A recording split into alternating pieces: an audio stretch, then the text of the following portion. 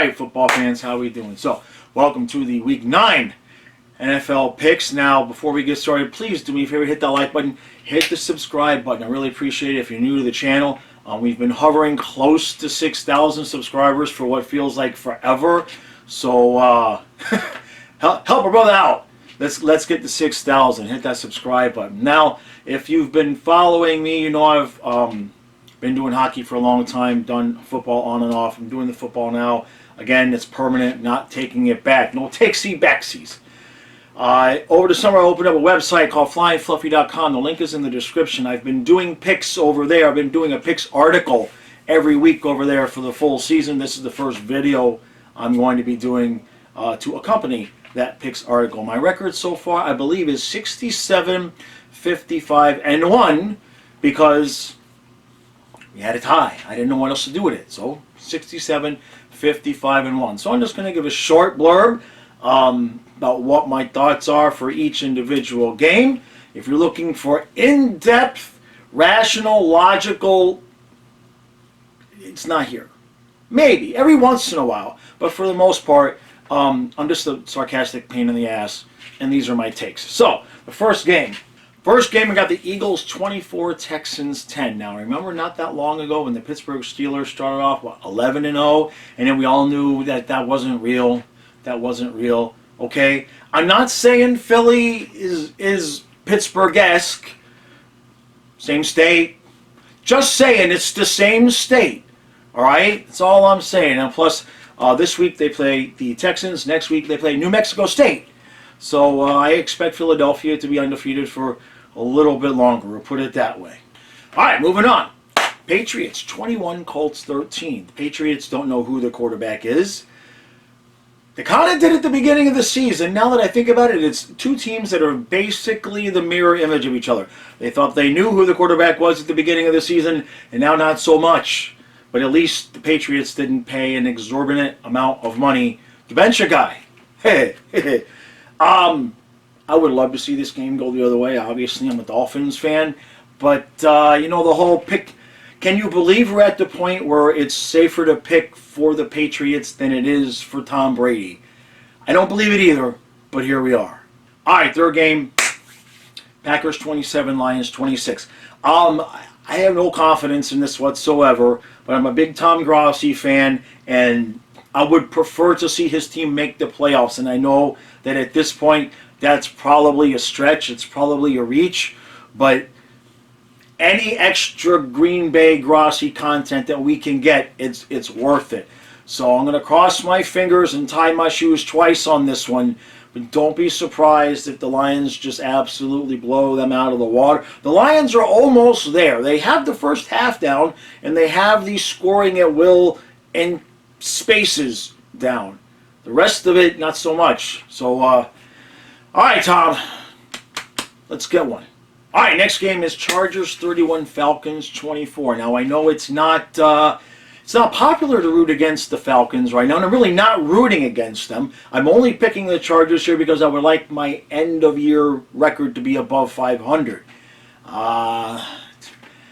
The entire NFC, with the exception of a couple of teams, is just a toss-up, right? I mean, it's past the toss-up.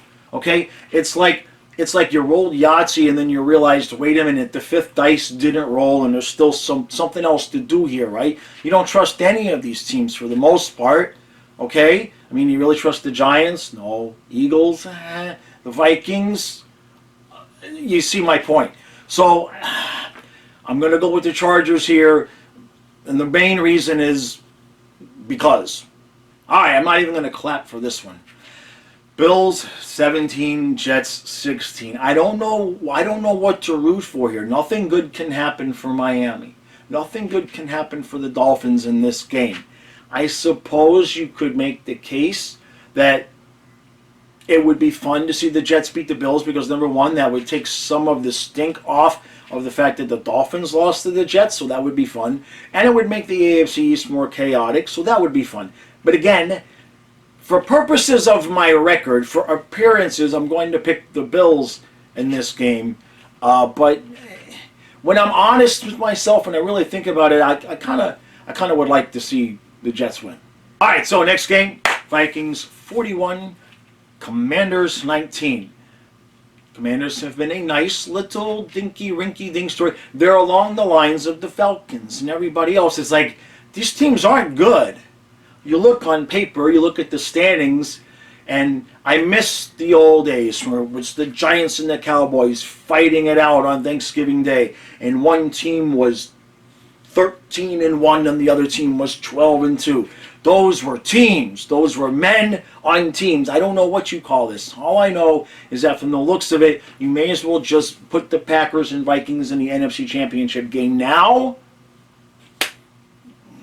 You know, it's parity. It's parity. It's what it is. It's what they wanted. And they got it.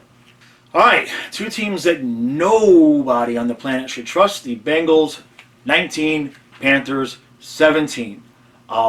I smell lots of missed field goals and penalties and mistakes and a terrible overall game that somehow ends up being excited in the last 2 minutes. Why else would anybody... If you're not a fan of either one of these teams, why would you watch this game? That's really the biggest question. All right, Raiders 24, Jaguars 20. Each team is now doing what they normally do, which is the Jaguars made you think they were going to be a little bit improved and then not so much. And the Raiders are doing the thing where they look pretty much out of the playoff race and then they start screwing around towards the end of the season and winning some games, and every once in a while they sneak in. Rinse and repeat. All right, Dolphin fans. Dolphins 21, Bears 16. Number one reason I'm picking this game is because I've picked the Dolphins to win every week so far. Because they're going to be above 500, so that's my goal, is to be above 500. Other than that, I don't trust Fields to really do too much against the Dolphins' defense. That said, what I said in my article was that Fields throws a pick six with under 2 minutes left while they're trying to seal the deal, and Miami wins. It won't be pretty. This is going to be an ugly, ugly game. Oh, Cardinals 26, Seahawks 22. Now, if you had told me that a Kyler Murray-Geno Smith matchup would be close at some point last year, I would have laughed at you. But here we are. Again, parity. These two teams aren't really that far away from each other. Either team could do anything at this point with the exception of beat the Vikings or beat the Eagles in the NFC Championship game. And again, this is one of those games where if you're not a fan of these teams, what's the draw? You know, I know the NFL wanted parity, but at some point they're going to start to realize that people aren't going to watch, right? Other than the home fans. Why would you watch this game? Why would you watch this game? Why, take a nap. Rams 34, Buccaneers 10. The wheels on the bus are falling off, falling off, falling off. The wheels on the bus are falling off. It's fun to vote against Brady. And in my upset pick of the week, the Tennessee Titans beat the Kansas City Chiefs 17-15.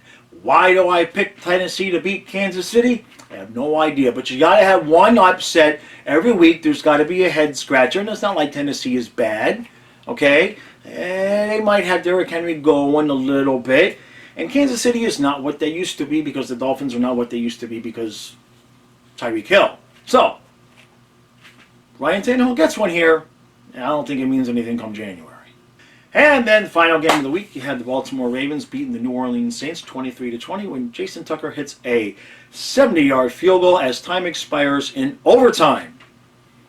In other news, Baltimore was up 20-0. 2 points? No, that's the wrong sport. Baltimore wins. All right, short and sweet. That's the picks for this week. Hopefully I remembered all the games because usually I forget one, and I always have to edit one in. So if something seems wonky or if I'm just in like a tank top or a towel for one of the teams, that just means that I forgot to mention it during the regular part of the video. Other than that, make sure you check out flyingfluffy.com. Got a lot of content on there. It's been more leaning towards the football articles than the hockey stuff because I've been making so many hockey videos. But now that the channel name is going to be changing soon, okay, and now that we're going to be Flying Fluffy Sports at some point here, I'm waiting for Matthias to go home. I'm waiting for all of that to settle down. All that said, keep Thanksgiving Day open. Just the whole day. Just keep it open. We've got a surprise coming. Give me 10 minutes. That's all I need, 10 minutes. And hit the subscribe button.